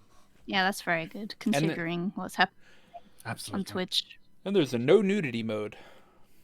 Yeah, they did. Someone asked if there would be a way to have a streamable version of the game, and it's so bizarre that people were asking for censorship when usually they're hounding against it. But I understand. I genuinely do. And CDPR said, "Yeah, no, there's a way." Yeah, that just boxes and bras for everyone if need be. I think you're still allowed to stream games that have some bit of nudity in it. I think it has to be tasteful, though, right? Yeah, you are required to put on the 18 plus. Yes, that as well. Because I still think it doesn't Heavy Rain have like a small bit of nudity in it? Yeah, but that would be like I hate to call it autistic. I don't think it's tasteful at all. Yeah, exactly. But it's like for what they were going for. Yeah. And so long as you don't go as far as like games like Agony and what was that other game that got pulled off Twitch? So long as you're not indulging in the perversion of it all, as it were, you're fine. If it's just there to add a heightened sense of something to the scene. I genuinely don't think they care so long as you have essentially age gated your stream. Yeah. Yes. So that's good. Can't wait for that game. I'm at since we're probably gonna do like a little spoiler cast on it. Definitely gonna pick it up day one. Oh yeah, yeah. It comes out the 10th too, right? Yes, as a matter of fact. The same day as the game. There's got to be something happening with Cyberpunk at the Game Awards, right? Keanu Reeves is going to be and there, you right? can play it right now. Like Keanu Reeves is going to be there, right? He's going to be like, "You're all breathtaking." I wouldn't be against it. I know Keely's high on the game, but it's not the same way as if it were a Kojima production. So I don't know if he has anything. Dude, Keely sleeps with lined up Kojima, that he's man.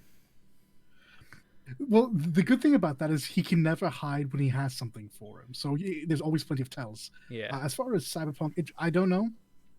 I don't know if there's something planned for this. I mean, this game was meant to come out a few days ago, so there might not be anything there. It might actually just be coincidence. They delayed it for the Game Awards.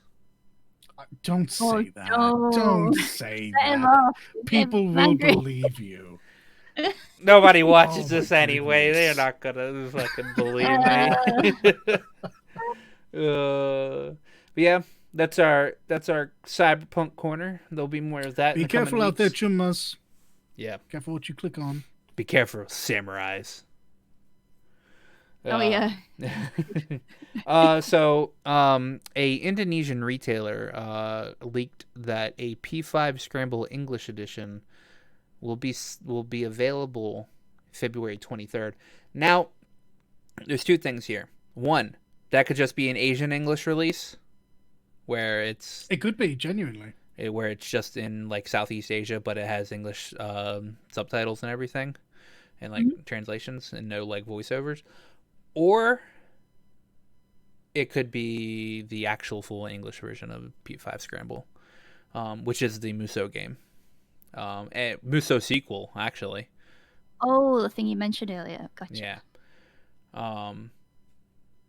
So it's a bit harder to tell with this one because this strikes me as a game that could have an English dub because of how well Persona is done. Yeah.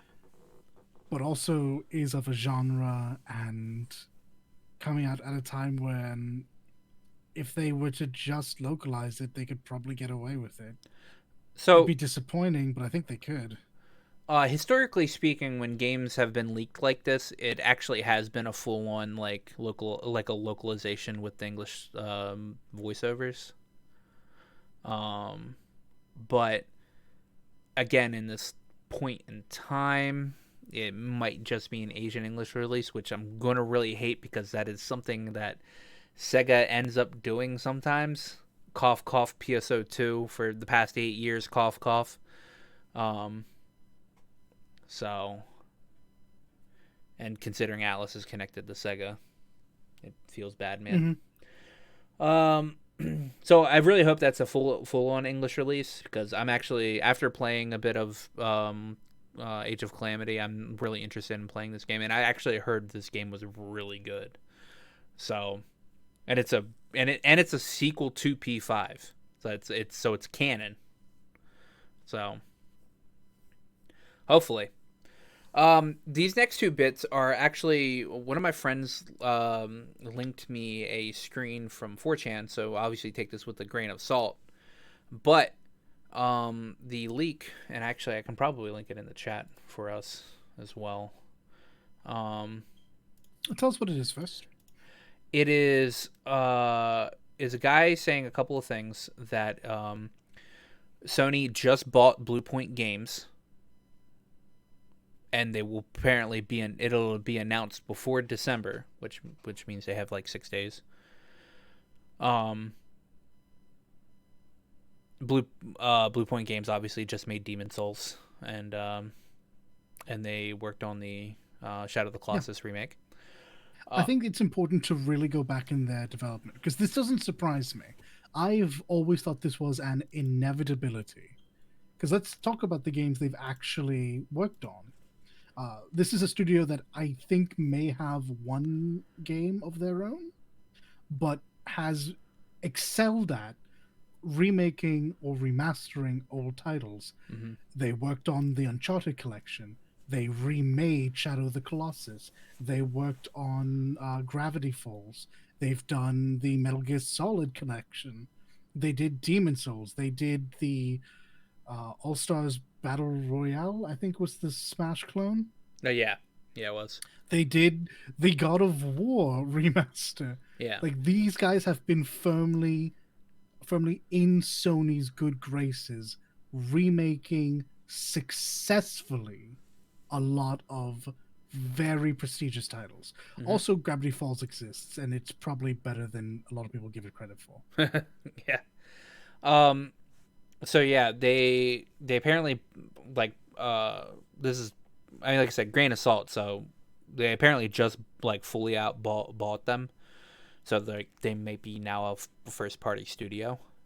Yeah, that would make sense.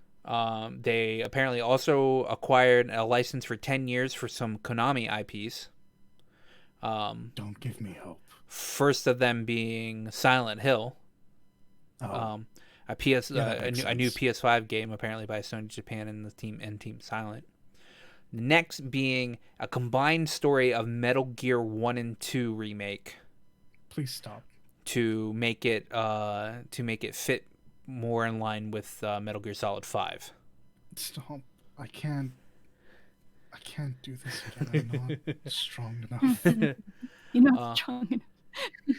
Not after the patchy slot. Don't give me hope. So this is obviously some 4chan shit. So, I mean, it could obviously. This is apparently by somebody that regularly leaks stuff on 4chan. So whether it's true or not, it's different. But he was like, it's not MGS1 or an MGS1 remake, but that could happen if they make a lot of money from Metal Gear 1 and 1 and 2. I mean, like I said before, Bluepoint being bought up by Sony always felt like an inevitability for me. They've just been working with them and working so well together for so long that I genuinely, until Demon's Souls, forgot they weren't a Sony studio. Moreover, and this is more circumstantial, we've been hearing about this Silent Hill project for a while.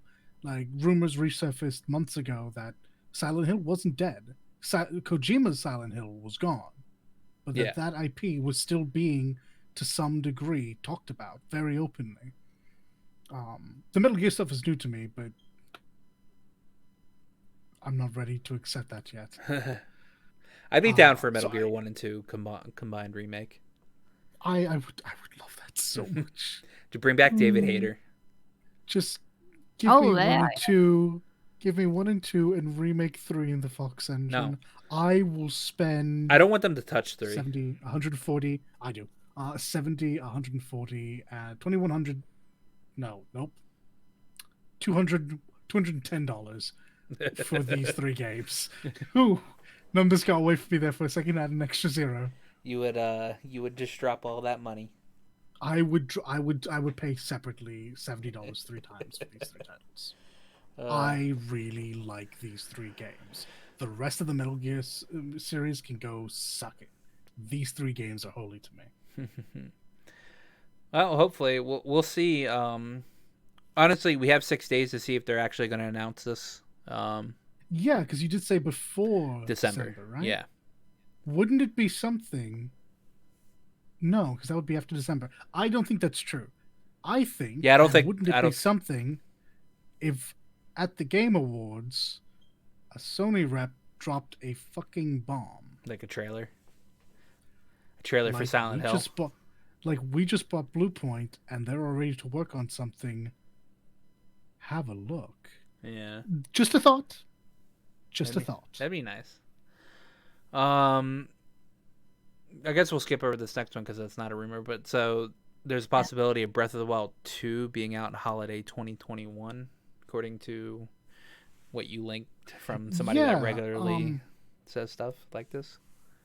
I can't really like validate that being like big, but it comes from someone who regularly reports on Nintendo information and has a working relationship with Nintendo. And honestly, the time frame checks out. Yeah. We've heard about this game before. It probably should have been out already, but given the circumstances, probably was delayed. And it would make sense for it to come out of probably around that time. Yeah. But that was literally just a rumor. This is just hearsay. This is all probably third hand. Mm-hmm. I could see it. It's definitely coming out next year. And holiday seems to be around the time. I can't see a reason why it wouldn't. And holiday is like if you're going to put out a tentpole game. I guess it wouldn't be tentpole for the holiday, but if you're going to put out like a big title, make that Christmas money, yo. Mm-hmm. Next, IO Interactive, the people that make Hitman, are making a 007 game. And that's all we know. Yep. That's all we know. There was literally a 1-minute teaser that was released. Yeah, And that's all it said. there was rumors that we're gonna release a new game, and I immediately went, I'm not interested in Hitman games, assuming it was gonna be a Hitman game, and yeah, I was wrong immediately. Hold on now, because I was having a think about this. Yeah, Uh-huh. is it not going to be a Hitman game? What's the difference? 007. I hope it's like GoldenEye. That'd be fun. That's not going to won't be be, anywhere of course. near like it's going to be Hitman 007 is what it's going to be. I would not get my hopes up. I think know. what you're going to do is get Hitman with hair. Yeah, that's exactly what you're going to do. I Hitman with hair and personality. Yeah. Well, I wouldn't get my hopes up for that latter bit either. No, they're going to get Pierce Brosnan, man. Look, genuinely, he's a cheesy bomb, but I'm here for it. Yeah.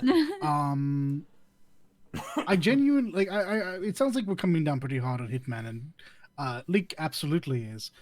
But I genuinely think the Hitman games are fine games. They're not for me, but I think they're fine games. And genuinely thinking about it, I can't see how they fuck up a Bond game. No. He wasn't one of the games he was fighting battle nuns or some shit like that. I saw that in the trailers, and then when the trailers stopped, I never heard about it again. What was happening with the weird fetish gun nuns? I don't know, man. Yeah, that's it.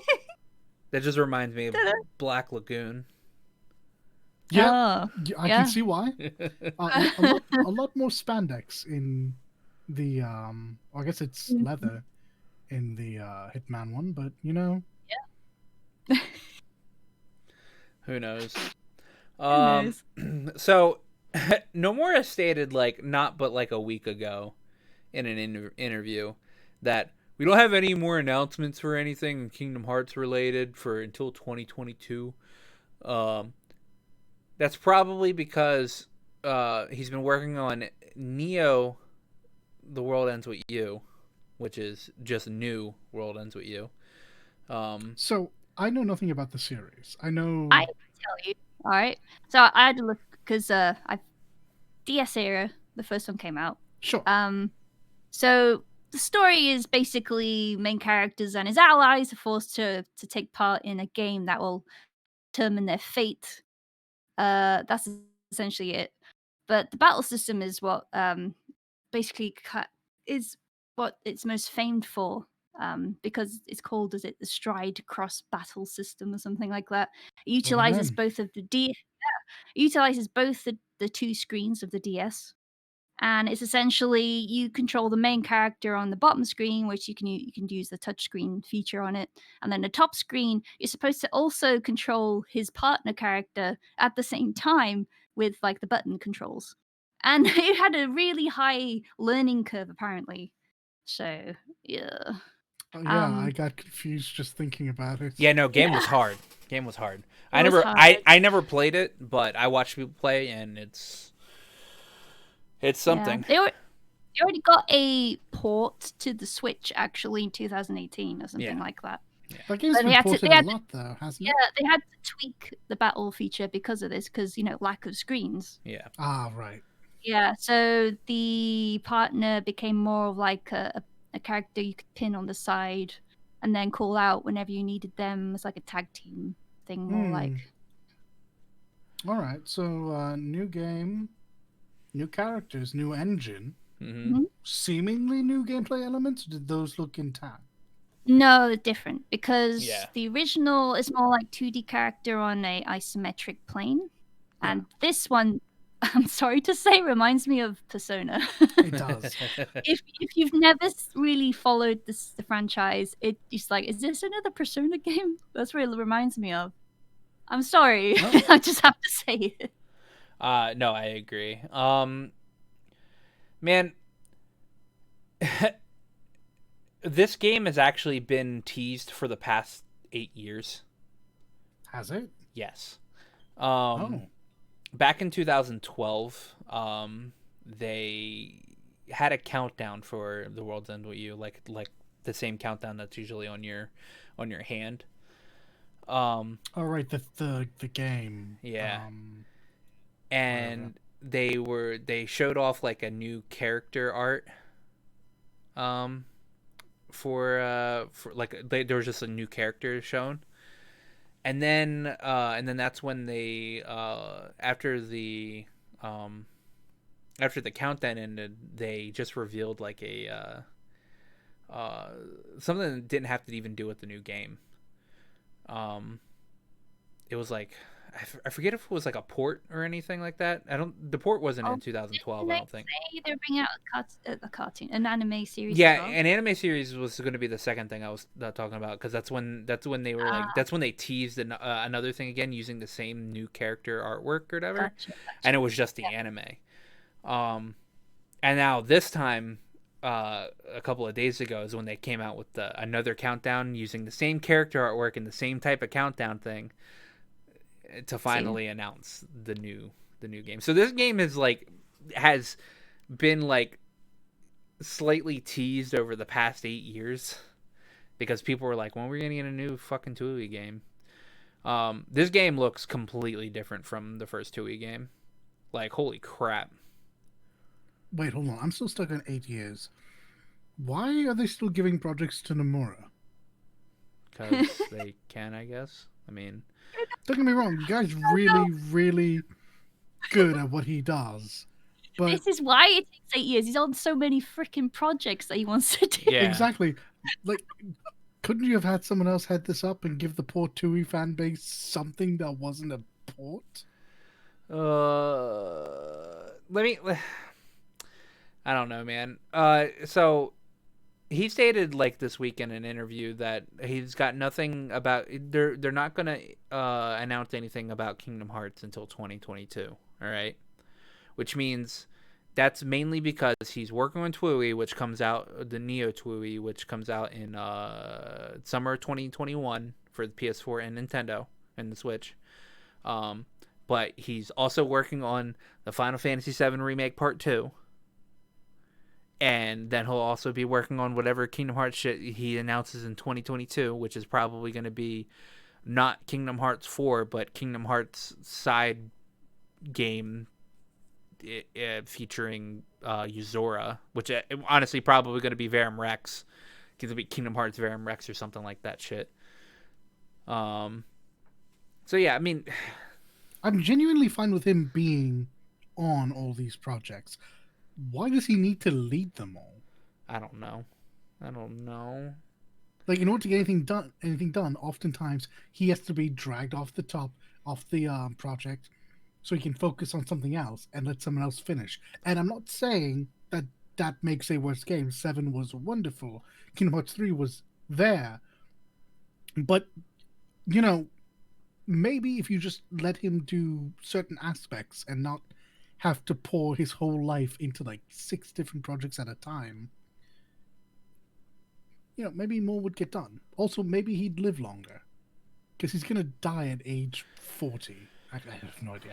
He's already over 40. Yeah. I mean, Yoshi P doesn't even look 56, but that's the fucking age he is. Or I think he's like 55 actually, but. My point is, years have been taken off this man's life. He should just run 2 games the Kingdom Hearts series, and Final Fantasy VII Remake series. That's all he needs to I do. agree. Because he can just fucking rotate back and forth. Honestly, this game he probably isn't like too involved with it. But who knows?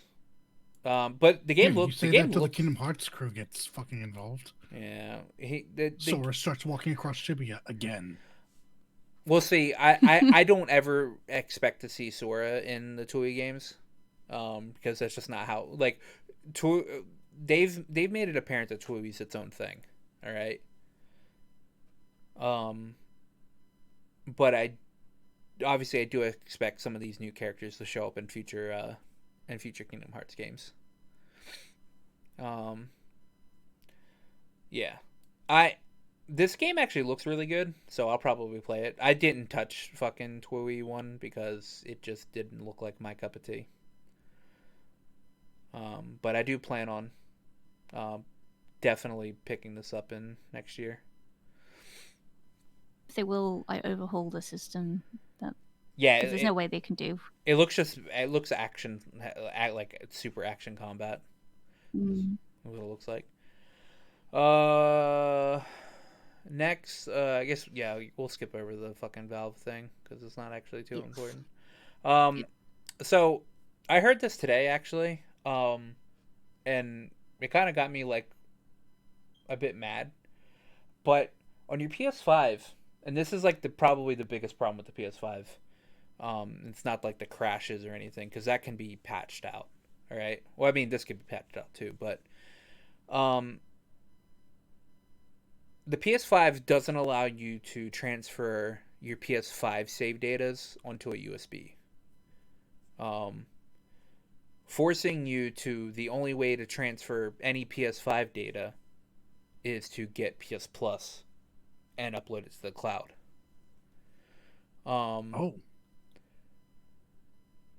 I don't know. I don't know if this is intentional to get people to get PS Plus or not. But if it is, it's really scummy. That is really annoying. Yes. Because you were able to transfer save data from from PS3 to USB, from PS4 to USB. Why change it now? You're gonna get so many people already getting PS Plus. All right. If somebody doesn't have PS Plus and they have a PS5 and they've played a bunch of games and then their fucking console bricks, then they just don't have their saves anymore. this is true. This needs to be changed. To be fair, because Yeah, because we were dunking on Xbox last week for being always online, but yeah, technically now PS5 has done this because we need our save data. yeah, like you can still do PS4 data. You still save PS4 data onto a USB from the PS5. Mm-hmm. You just cannot Okay. do PS5 save data. Uh, And I don't know. Like I said, I don't know if that's purely intentional, and which I'm gonna assume it is, just to probably initially bolster like PS Plus, um, subscriptions.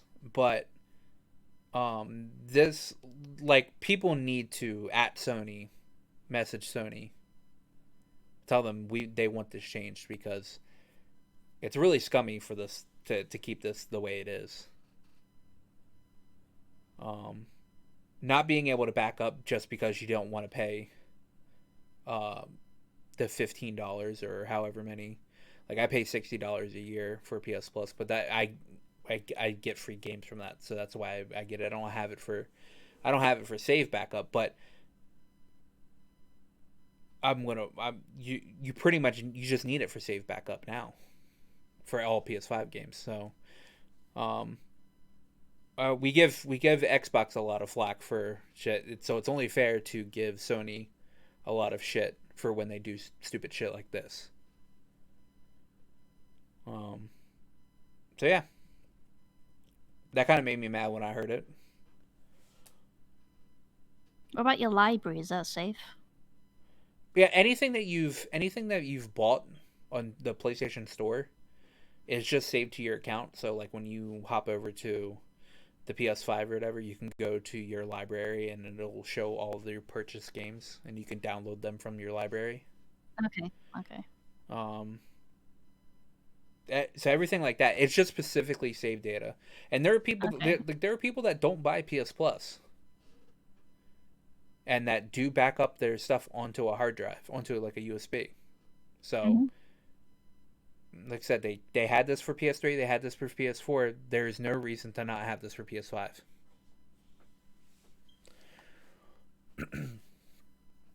So, no argument. Yeah, definitely keep messaging Sony about it. Like, if there's a survey in the "is there anything you would else like to add" section, say, give us the ability to fucking put our PS5 save datas on USB, because this is probably the one thing that's like, games can have, there can be technical crashes in games. It happens all the time. There can be, like, you know, something wrong with like some software that happens, and people, that gets patched out usually. This is a system that it almost seems like that Sony's kind of being screwy with on purpose, and we need to like make sure they don't, you know, say, oh well, we're doing this, and if nobody like really calls us out for it, then maybe we can push it even further, because that's all game companies do. That's all corporations do. They do one thing, and if they can get away with it, then they push it a little further, and then they push it a little further. We see this with EA. We see this with 2K. Oh, with 2K. We see this with Ubisoft. We see this with all these big companies. Can't let them get away with stuff like this. So, rant over. Next, Gamer Nexus came out with a video talking about the cooling design and thermal power for the PS5. All in all, they stated that it's pretty decent. It could be better. That was a final conclusion. Oh, I Keep can't better. keep getting it. I was scrolling through the comments on that Yeah. video, and apparently this is his catchphase. So Oh yeah, take oh, it's because it's fact. That's right. yeah. It could be better. I mean, that's fair. They said one of the internal storages is a bit too close to the metal plates in there, and that's it's running really hot. And that one, it's up on the higher end of the heat. Yeah, but on the memory, like they're worried about the memory. It got basically Yeah. overheating because of this. I feel like this is something that Sony was aware of, and it's what that fan adjustment Yeah, patch I feel like it's probably True, yeah. is Yeah. supposed to be able to cover if it actually does become a problem. Yeah, because he The did issue mention. with this is that all first generation PlayStation 5 users are guinea pigs. Yeah. Ah. I mean, that's all first editions of consoles It's are. true. You're just right. They're all guinea pigs. We can all write down that we're fucking beta testers. QA. We're all Final QA. stage QA. Yeah. But yeah, he said everything else was actually pretty good. Everything's pretty fast. He wanted the fan to spin faster, but as you said, there's going to be this fan speed adjustment patch, whatever. Yeah, and it's going to be for like it'll be adjusted for each game. So there'll be a patch to adjust the fan for each game. So I think that's probably what those patches are going to be for. So that's good. And that's everything on our list, actually. He wanted to do an Xbox breakdown as well, hardware breakdown, But he he hasn't doesn't have had one. his chance to get. Not yet. There will be. It's Games Nexus on YouTube if you want to check that out. Oh, Please look forward to it. Links will be in description. So yeah, that's everything. I am going to play more Hyrule Warriors this week. This week is Thanksgiving. I work on Thanksgiving. I'm so sorry. Oh no, do you? Yeah, I do. But I work on Thanksgiving because I get off on Christmas. So that's my trade-off for that. If you it's you have 50-50 on New Year's. Yeah, you have to. Yeah, it's 50-50 on New Year's. But who the fuck cares about New Year's? I hope your workplace is calm on Thanksgiving. Oh, it usually is. We're fucking That's usually good. dead. Oh, good.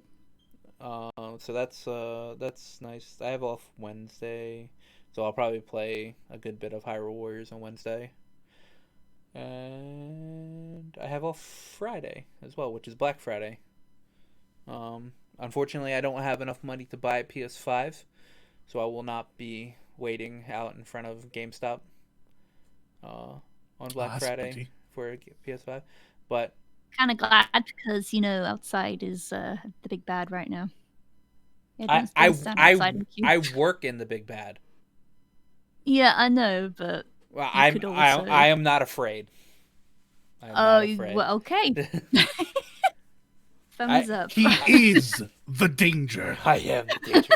No, I have to deal with patients coming in all the time, like wanting to get COVID tests, and I'm just like, if I haven't gotten it from that, I'm probably not going to get it from standing in line at GameStop. Okay, I'm not saying anything. I'm just spreading my arms. I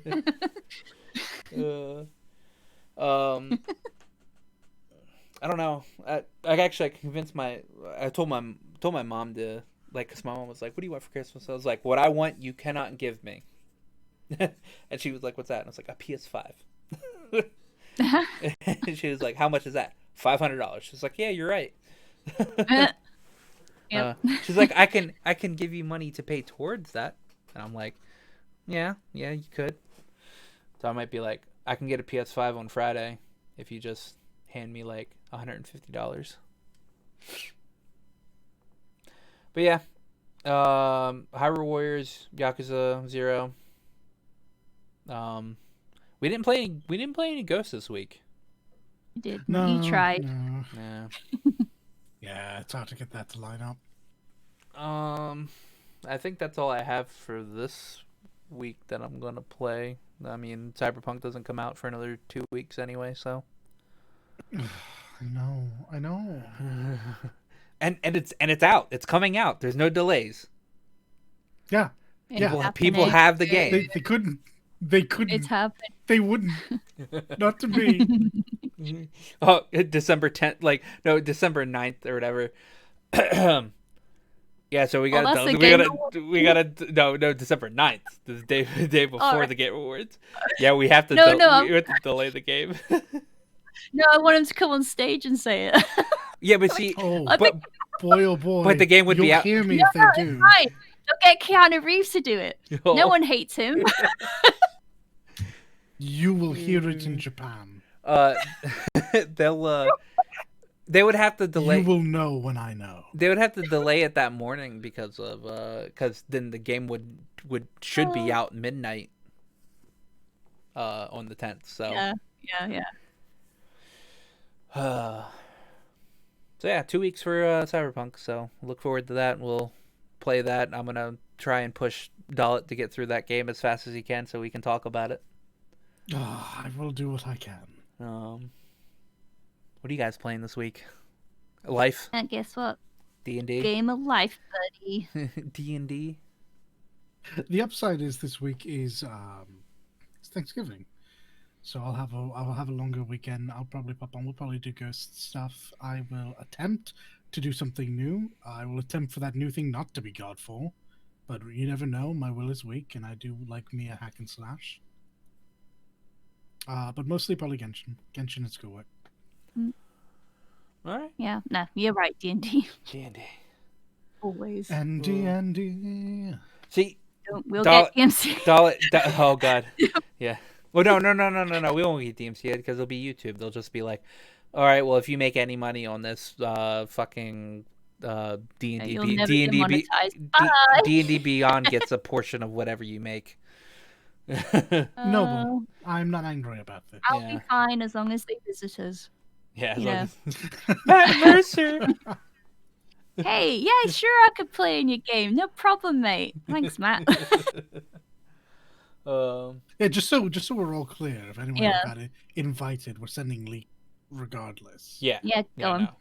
Yeah. If you or I could get invited, we're still sending leak instead. Oh, yeah. 100%.